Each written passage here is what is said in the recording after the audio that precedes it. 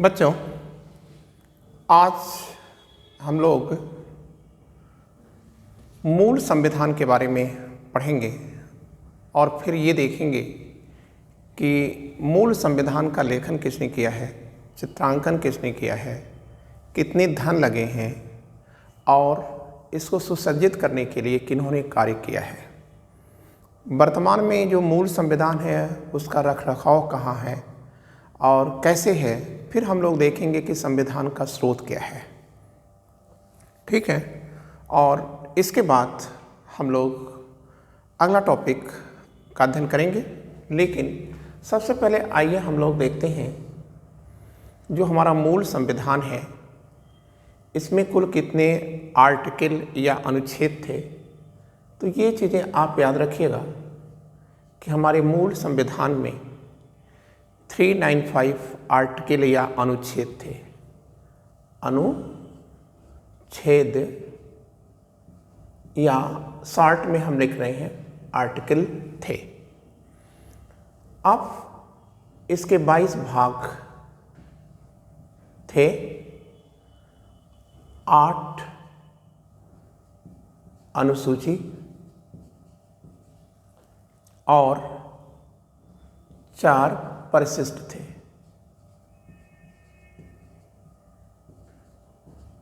Clear?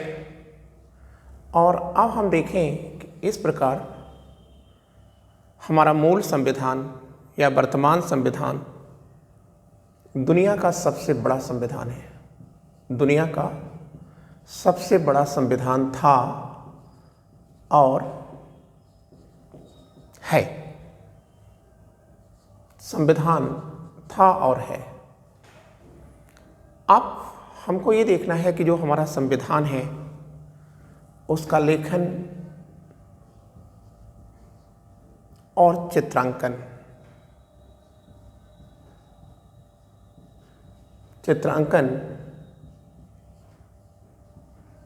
ये किसने किया है। याद रखिएगा, हम बहुत जीरो से लेकर के और बहुत टॉप तक जाएंगे और उसमें आपको पर डे का मैटर पर डे तैयार करना होगा, तभी आप मुकद्दर के सिकंदर बन सकते हैं। तो पहली चीज़ आप याद रखिएगा, जो हमारा मूल संविधान है यह हस्तलिखित है। मतलब आप कह रहे हैं कि जो मूल संविधान है इसकी प्रिंटिंग नहीं हुई है।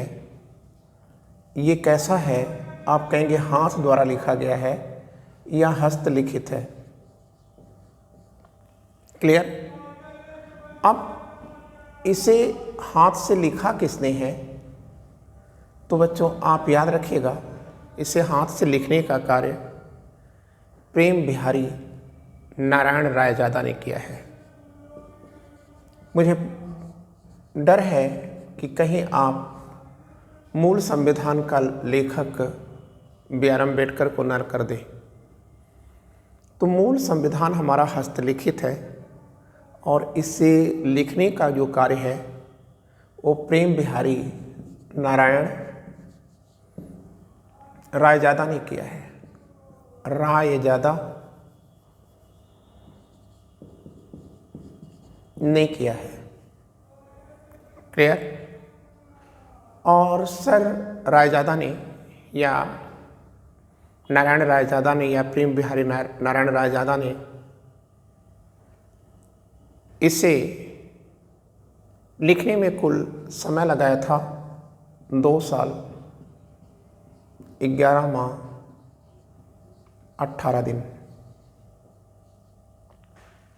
बच्चों, जो हमारा मूल संविधान है वो 2 भाषाओं में ही है। 2 भाषाएं हैं। एक आप याद रखेंगे अंग्रेजी में है और अंग्रेजी में और हिंदी में है।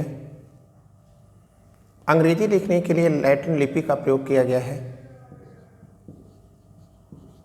और हिंदी लिखने के लिए देवनागरी लिपि का प्रयोग किया गया है।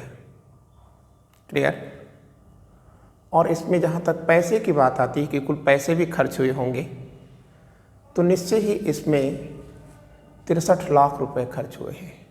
कितने पैसे खर्च हुए हैं? 63 लाख रुपीज़ ये खर्च हुए हैं। अब बच्चों, जब हम इतनी बातें आपको बता चुके हैं तो हमने लेखन तो बता दिया लेकिन चित्रांकन नहीं बताया। तो आपको एक चीज़ याद रखना है कि जो आप संविधान की किताब खरीद कर अपने घर में ले आते हैं वो मूल संविधान तो है नहीं।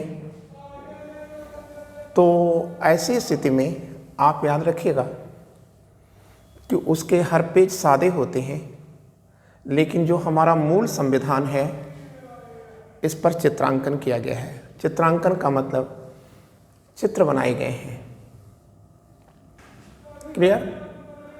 तो अब हम लोग जैसे जैसे पढ़ते जाएंगे वैसे वैसे हम लोग देखते जाएंगे कि किसी भी टॉपिक को जो हम शुरू करेंगे तो वहाँ बताएंगे कि इस पार्ट पर या इस भाग पर किसका चित्र बना हुआ है।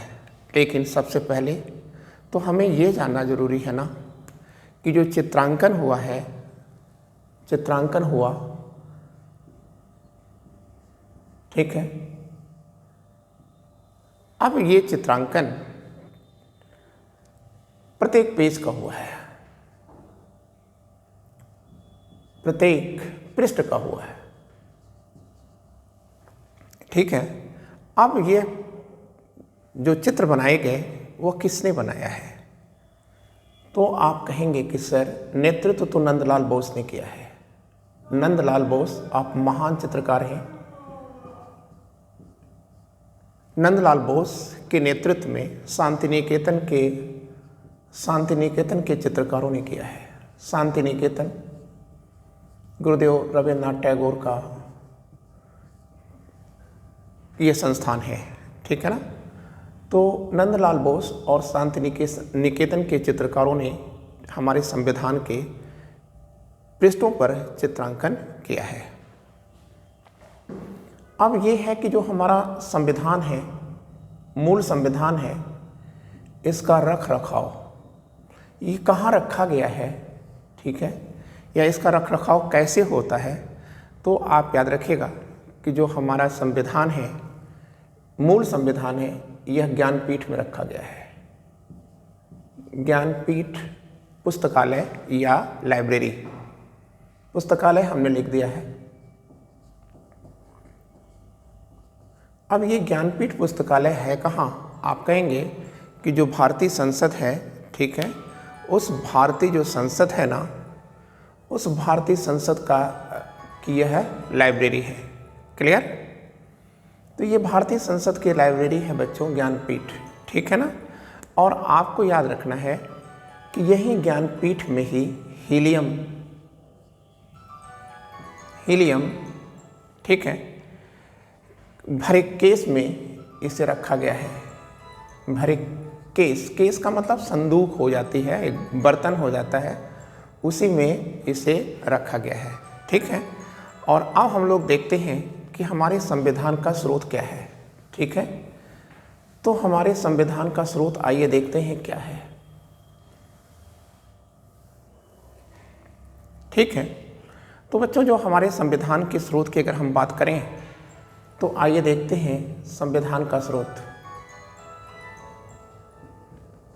तो बच्चों जो संविधान का स्रोत है, अगर हम इसकी चर्चा करें तो हम ये कह सकते हैं कि जो भारतीय संविधान है, ठीक है, क्लियर। तो भारतीय संविधान का निर्माण किसने किया था, कराया था? तो आप कहेंगे जो भारतीय संविधान का निर्माण है उसे कैबिनेट मिशन ने कराया था, ठीक है। तो कैबिनेट मिशन द्वारा गठित कराई गई संविधान सभा ने, जो कैबिनेट मिशन है ना, ये प्रधानमंत्री इटली द्वारा नियुक्त किया गया था। और ये कैबिनेट मिशन यहाँ क्यों आया था? तो आप कहेंगे संविधान सभा का निर्माण कराने के लिए आया था और भारत की आज़ादी को देने के लिए आया था। तो अब कुछ आलोचक ये कहते हैं कि चूंकि यह कैबिनेट मिशन ब्रिटेन का है, एक विदेशी संस्था है, और ऐसी स्थिति में जो हमारा संविधान है उसकी संप्रभुता, ठीक है, यह सुरक्षित नहीं है। मतलब जो हमारा संविधान है यह अधीनस्थ है, यह इसकी संप्रभुता पर बहुत प्रश्न उठाए जाते हैं। लेकिन बच्चों हमें याद रखना है कि भारतीय संविधान आप लिख लें, भारतीय संविधान आप कहेंगे कि भारतीय संविधान भारतीय जनता के नेताओं के आदर्शों का दर्पण है। ठीक है, ये तो आरोप लगते रहते हैं, लेकिन आप याद रखिएगा कैबिनेट मिशन ने संविधान सभा को जरूर बनवाया, ये तो माना, लेकिन हमको याद रखना चाहिए कि संविधान सभा में कोई अंग्रेज नहीं था। वे सभी भारत जो प्रत्याशी आए थे, प्रतिनिधि आए थे, जिन्होंने संविधान को बनाया था, उन्होंने क्या किया था एग्जैक्टली वे लोग एक खास बात थे कि उन प्रतिनिधियों का चयन किसने किया था, तो आप कहेंगे कि सर हमारे, ठीक है, जनता ने किया था। ठीक है, तो इसका मतलब भारतीय संविधान क्या है? ठीक है, भारतीय जनता एवं नेताओं के आदर्शों का दर्पण है, एवं नेताओं के आदर्शों का दर्पण है। ये क्लियर हो गया? अब बच्चों हमको एक चीज़ और यहाँ सीखना है कि भारतीय संविधान की प्रेरणा कहाँ से ली गई है। ठीक है, तो आपने देखा कि कैबिनेट मिशन ने हमारी संविधान सभा को बनवाया था। ठीक है, क्लियर? तो ये किसने बनवाया था? तो आपने कहा कि एग्जैक्टली ये इसको निर्मित कराया था किसने? तो हमको पता है कि इसका निर्माण, ठीक है, कैबिनेट मिशन ने कराया था। ठीक है, अब इसकी प्रेरणा कहाँ से ली गई? इसकी प्रेरणा कहाँ से ली गई है? तो आप कहेंगे कि सर जो हमारी संविधान है इसकी प्रेरणा के दो स्रोत हैं। दो स्रोत हैं, एक आंतरिक, दूसरा बाह्य। एक आंतरिक है, दूसरा बाह्य है। ठीक है, अब आंतरिक में हमने किससे प्रेरणा लिया है? तो आप कहेंगे कि सर आंतरिक में हमने जो प्रेरणा लिया है वह मोतीलाल नेहरू जो समिति है, ठीक है, उसकी रिपोर्ट पर लिया है। मोतीलाल नेहरू जो समिति है उसकी रिपोर्ट पर हमने इसे लिया है। आंतरिक ये हमारा है। ठीक है, और अब हमको एक चीज़ और याद रखना है, दूसरी बात याद रखना है कि गांधीवादी दर्शन,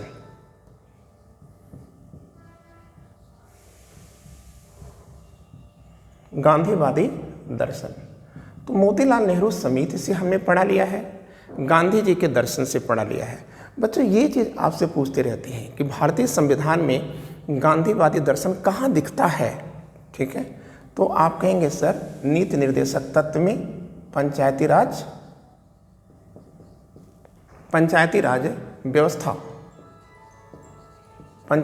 व्यवस्था में दिखता है। ठीक है, एवं अंतर्राष्ट्रीय शांति में दिखता है। ठीक, तो गांधीवादी दर्शन हमारा कहाँ दिखता है? आप कहेंगे नीति निर्देशक तत्वों में, पंचायती राज व्यवस्था एवं अंतर्राष्ट्रीय शांति व्यवस्था में यह दिखता है। तीसरा है भारत शासन अधिनियम 1935 से लिया गया है। ये भारत शासन अधिनियम 1935, भारत सरकार अधिनियम 1935 से यह प्रेरित है। तो भारत शासन अधिनियम 1935 से कितने आर्टिकल लिए गए हैं? आप कहेंगे 250 आर्टिकल यहाँ लिए गए हैं। ठीक है ना? और अब अगर हम इस चीज़ को जान गए तो हमको एक चीज़ याद रखना है कि इसका मतलब ये कि हमने सबसे ज़्यादा कहाँ से लिया है।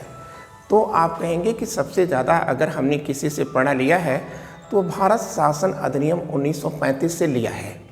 ठीक है, लगभग 70% मैटर हमने कहाँ से लिया? आप कह देंगे कि सर 70% मैटर हम लोगों ने, ठीक है, यहीं से लिया है। ठीक है, कहाँ से? आप कहेंगे कि आंतरिक स्रोत से, और आंतरिक स्रोत में 70% मैटर कहाँ से लिया? आप कहेंगे कि भारत शासन अधिनियम 1935 से लिया है। अब बच्चों एक प्रश्न यहाँ ये आता है कि आखिर हमने भारत शासन अधिनियम 1935 से इतना लिया क्यों, इतना ज़्यादा क्यों लिया? तो आप याद रखिएगा उसका रीज़न है सर, ठीक है। उसका रीज़न ये है क्योंकि हम लोग उस शासन से अभ्यस्त हो चुके थे। एक लंबे समय से हम लोग अंग्रेजी शासन से अभ्यस्त थे और जानते भी थे, इसलिए हमारे व्यवस्थाकारों ने या संविधान निर्माताओं ने गवर्नमेंट ऑफ इंडिया एक्ट, ठीक है, 1935 से 70% मैटर ड्रॉ किए हैं। अब अगर हम बाह्य स्रोत की बात करें कि हमने बाह्य स्रोत में किस से लिया है, मतलब बाह्य स्रोत का मतलब है कि विदेशों से, ठीक है, किस देश से हमने क्या लिया है। तो हमारे ऊपर शासन किसने किया था? हमारे ऊपर एग्जैक्टली शासन जो किया था ब्रिटेन ने किया था। वाह्य प्रणा ये हमने कर दिया, वाह्य। तो हमारे ऊपर जो सब शासन किया था किसने किया था? ब्रिटेन ने किया था। तो हम सबसे पहले किससे लेंगे और सबसे ज़्यादा किससे लेंगे? तो जाहिर सी बात है कि ब्रिटिश संविधान से लेंगे, ब्रिटिश संविधान से लेंगे, है ना। तो अब आइए जरा हम लोग देखते हैं कि हमने ब्रिटिश संविधान से क्या क्या लिया है। तो बच्चों पहली चीज़ हम लोगों ने लिया है संसदात्मक शासन प्रणाली या पार्लियामेंट्री फॉर्म ऑफ गवर्नमेंट। संसदात्मक शासन प्रणाली या आप कह सकते हैं संसदीय व्यवस्था। हमारे यहाँ क्या चल रही है? संसदीय व्यवस्था चल रही है। तो ये जो संसदात्मक शासन प्रणाली है, ठीक है, ये हमने ब्रिटेन से लिया है। और हमारे यहाँ, ठीक है, आज भी जैसे ब्रिटेन में उनकी संसद होती है, तो उनकी जो संसद है उसके 2 चैम्बर होते हैं, हाउस ऑफ कॉमन और, ठीक है, और हाउस ऑफ कॉमन है और हाउस ऑफ लॉर्ड है, 2 उनके चैम्बर हैं। उसी प्रकार से हमारे यहाँ राज्यसभा और लोकसभा है, ठीक है ना। तो इसका मतलब आपने देखा कि संसदात्मक जो शासन प्रणाली है या पार्लियामेंट्री शासन है या पार्लियामेंट के द्वारा जो शासन करने की विधि है, ये हमने कहाँ से लिया है? ब्रिटेन के संविधान से लिया है। दूसरी चीज़ हमने लिया है विधि का शासन, रूल ऑफ लॉ, विधि का शासन। तो विधि का शासन का मतलब ये है, ठीक है, कि कोई भी व्यक्ति हो, उसके धर्म के आधार पर, उसकी जाति के आधार पर, उसके निवास स्थान के आधार पर, उसकी वंश प्रणाली के आधार पर, ठीक है, महत्व दिया नहीं जाएगा, ठीक है ना, उसको कोई महत्व नहीं दिया जाएगा ना। इसका मतलब ये है कि विधि ही सर्वोच्च होगी, ठीक है। अब तीसरी बात आती है, ठीक है, संसद सदस्यों के विशेषाधिकार।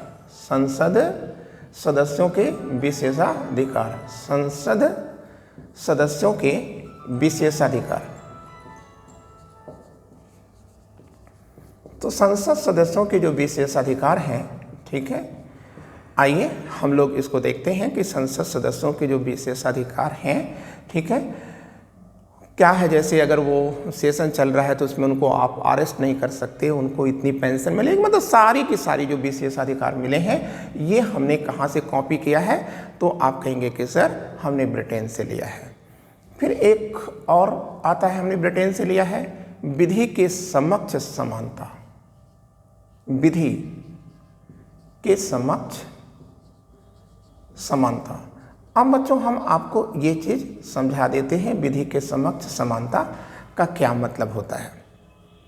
देखिए, अगर परिस्थिति समान है, अगर परिस्थिति समान है तो कानून समान व्यवहार करेगा, लेकिन अगर परिस्थिति असमान है, ठीक है, तो कानून असमान व्यवहार करेगा, ठीक है, यही न्याय है। जैसे आपको हम एक चीज़ समझा दें कि जैसे एक प्रेग्नेंट लेडी है और एक सामान्य लेडी है, तो आप महत्व किसको देंगे? प्रेग्नेंट लेडी को देंगे ना, न कि सामान्य लेडी को देंगे, ठीक है। तो इसका मतलब परिस्थिति जन्य समानता की बात करता है कौन? हमारा संविधान। तो विधि के समक्ष समानता आप समझ गए ना कि अगर परिस्थिति समान है तो कानून सबके साथ समान व्यवहार करेगा, लेकिन यदि परिस्थिति असमान है तो ऐसी स्थिति में कानून भी भेदभाव करेगा। ठीक है। और अब एक बात और आती है, मंत्रिमंडल का सामूहिक दायित्व है। मंत्रिमंडल का सामूहिक दायित्व, ठीक है।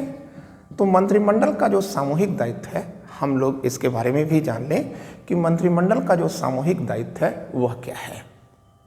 ठीक है। तो बच्चों आप याद रखिएगा, अगर एक मंत्री कोई गलत कार्य करेगा तो पूरे मंत्रिमंडल को जवाब देना पड़ेगा। ठीक है। और उसे इस्तीफा भी देना पड़ सकता है। ठीक है। अब एक पॉइंट हमने और लिया है यहाँ से, और वो क्या लिया है, आप कहेंगे सिविल अधिकारियों की नियुक्ति और उनकी कार्यप्रणाली। ठीक है। तो आइए हम लोग देखते हैं सिविल अधिकारियों की नियुक्ति और कार्यप्रणाली। सिविल अधिकारियों की नियुक्ति और उनकी कार्यप्रणाली। ठीक है। ये हमने कहाँ से लिया है, तो आप कहेंगे कि सर सभी ब्रिटेन के संविधान से हमने लिया है। फिर एक चीज़ हमको और याद रखना है, नागरिकता। ठीक है। ब्रिटेन में भी सिंगल नागरिक है। ठीक है। और भारत में भी एकल नागरिकता ही दी जाती है। हम लिख देते हैं एकल नागरिकता। ठीक है। एकल नागरिकता भी हमने लिख दिया। ठीक है ना।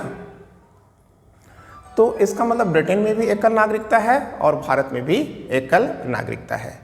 ठीक है। और अब हम लोग एक चीज़ और जानते हैं, और वो है विधि निर्माण की प्रक्रिया। विधि निर्माण की प्रक्रिया।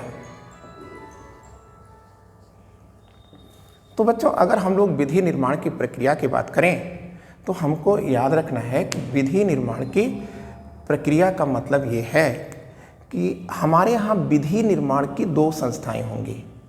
दो संस्थाएं हैं ही, एक है संसद और दूसरी क्या है, आप कहेंगे सर दूसरी जो संस्था है वो है प्रांतीय विधानसभाएं। ठीक है। यही क्या करेंगी, हमारी विधि का निर्माण करेंगी। ठीक है।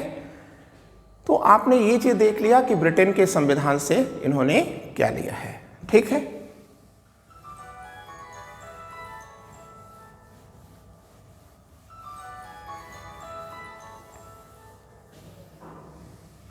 अब हमारे सामने एक और प्रश्न आ खड़ा होता है कि हमने आयरलैंड के संविधान से क्या लिया है।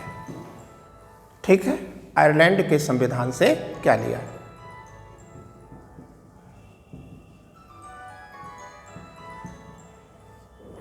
क्लियर। अब आयरलैंड के संविधान से हमने क्या लिया है। ठीक है। तो एक चीज आप याद रखिएगा, नीति निर्देशक तत्व लिया है या डायरेक्टिव प्रिंसिपल लिया है।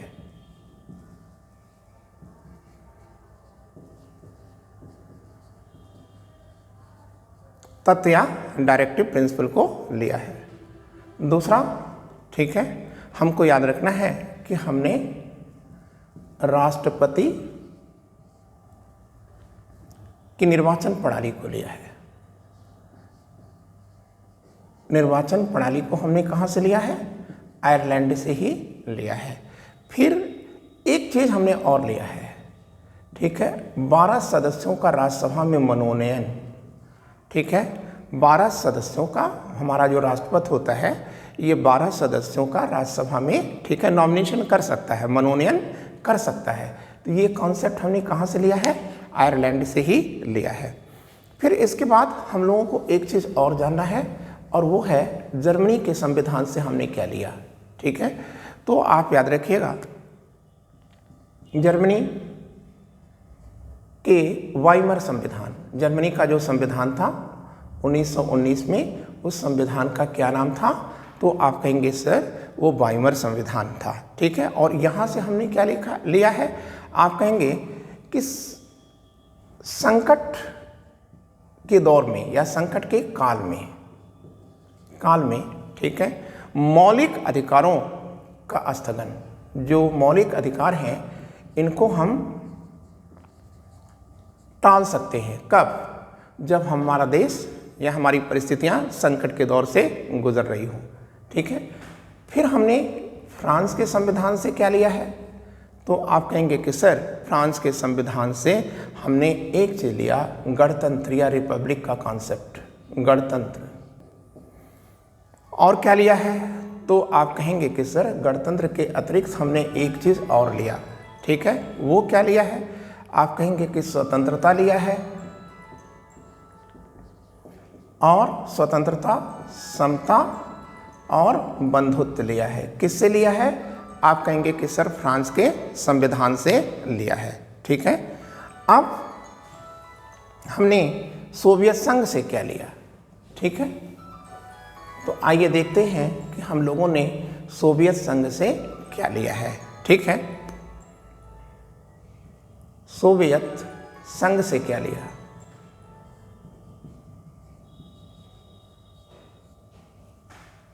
क्लियर? तो सोवियत संघ से हम लोगों ने क्या लिया है? तो आप कहेंगे सर सोवियत संघ जो आज वर्तमान में रूस है, ठीक है, कभी वह सोवियत संघ था। ठीक है, तो सोवियत संघ से हम लोगों ने क्या लिया है? आप कहेंगे कि सर मौलिक कर्तव्य लिया है। ठीक है ना, मौलिक कर्तव्य को लिया है। फिर कनाडा से हम लोगों ने क्या लिया? ठीक है ना, कनाडा से क्या लिया? क्लियर? तो आप कहेंगे कि कनाडा से सर हम लोगों ने राज्यपालों की नियुक्ति को लिया है, राज्यपालों की नियुक्ति को लिया है। क्लियर हो गया? राज्यपालों की नियुक्ति का कॉन्सेप्ट लिया है। यहीं से हमने और क्या लिया है? आप कहेंगे कि सर यहीं से हमने अवशिष्ट शक्तियों को ड्रा किया है, अवशिष्ट शक्तियों को लिया है। ठीक है, और फिर हमने क्या लिया यहाँ से? तो आप कहेंगे उच्चतम न्यायालय की परामर्श, भारत के राष्ट्रपति क्या कर सकते हैं? उच्चतम न्यायालय से परामर्श ले सकते हैं। ठीक है ना, तो उच्चतम न्यायालय से, ठीक है, क्या लिया इन्होंने? परामर्शदात्री शक्तियां लिया है, दात्री शक्तियों को लिया है। क्लियर हो गया? अब बच्चों हमको दुनिया के सबसे ताकतवर राष्ट्र अमेरिका से हमको देखना है कि अमेरिका से हमने क्या लिया है।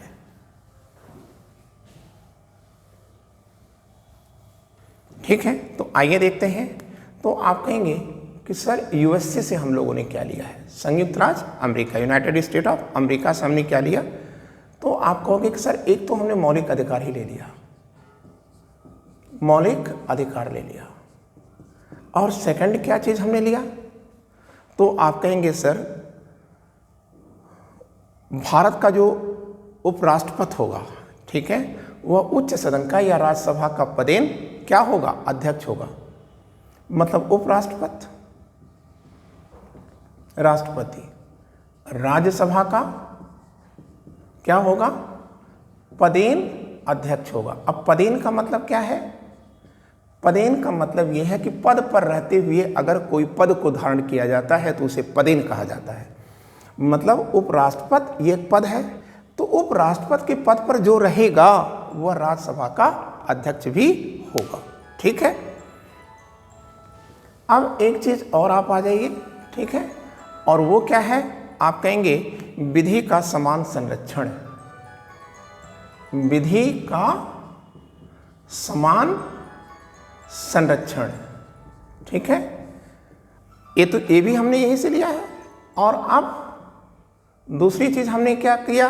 तो आप कहेंगे कि सर राष्ट्रपति पर महाभियोग लगाने की विधि, राष्ट्रपति पर, पति पर महाभियोग लगाने की विधि, लगाने की जो विधि है ये हमने कहाँ से लिया है? तो आप कहेंगे कि सर ये भी हमने यूएसए से लिया है। ठीक है, अब तीसरी बात ये है, क्लियर, कि स्वतंत्र न्यायपालिका, स्वतंत्र न्यायपालिका हमारे यहाँ है। तो ये कॉन्सेप्ट हमने कहाँ लिया है? कहाँ से लिया है? आप कहेंगे कि सर ये भी हमने लिया है संयुक्त राज्य अमेरिका से लिया है। अब हमारे सामने एक प्रश्न आता है, वो ये है कि हमने ऑस्ट्रेलिया से क्या लिया। ठीक है, तो आइए हम लोग देखते हैं कि हम लोगों ने ऑस्ट्रेलिया से क्या लिया है। ठीक है। तो आप कह दिएगा ऑस्ट्रेलिया से हम लोगों ने एक चीज लिया है, ठीक है, और वो लिखा है प्रस्तावना की भावनाएं लिया है। प्रस्तावना की भावनाएं लिया है। कहाँ से लिया हम लोगों ने? आप कहेंगे कि सर ऑस्ट्रेलिया के संविधान से ही लिया है। और क्या लिया? तो आप कहेंगे कि सर समवर्ती सूची लिया है। समवर्ती सूची का कॉन्सेप्ट हम लोगों ने यहीं से लिया है। अब तीसरी चीज हम लोगों ने क्या लिया है? तो आप कहेंगे सर व्यापार और व्यवसाय संबंधी, व्यापार एवं व्यवसाय, ठीक है, संबंधी क्या ले लिया?